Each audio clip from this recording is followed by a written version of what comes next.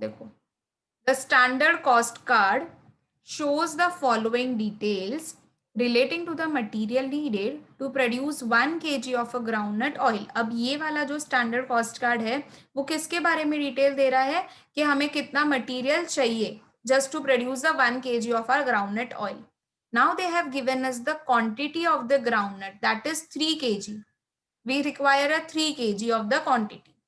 The price of the groundnut has been given, that is rupees 2.28 per kg.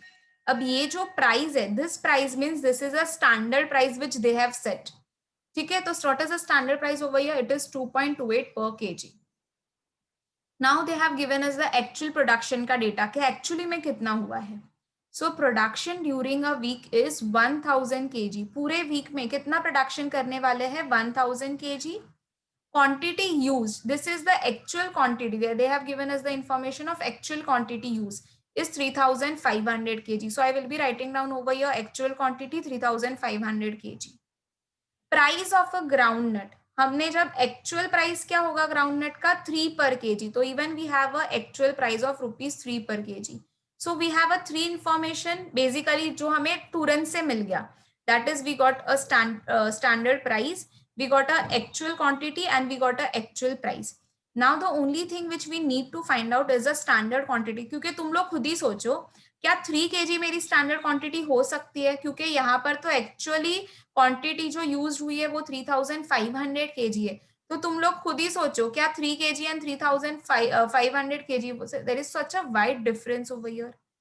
So obviously this is not your standard quantity which of a groundnut which has been given. ये देखना है कि ये तो पूरे production, पूरा week में कितना प्रोडक्शन हुआ है. 1000 kg is the production which has been done. So we have to multiply it by 3. So the standard quantity which was been set for year is 3000 kg. इसके वजह से 3000 kg सेट किया था, but actually में हमें कितना लगा? हमें लगा 3500 kg. Same way what was the price which was been set up 2.28, but actually जब हमने ये लिया खरीदा तब हमें 3 में पड़ा. So they are asking us to calculate material cost variance, material price variance and material usage variance. So take this sum as a homework.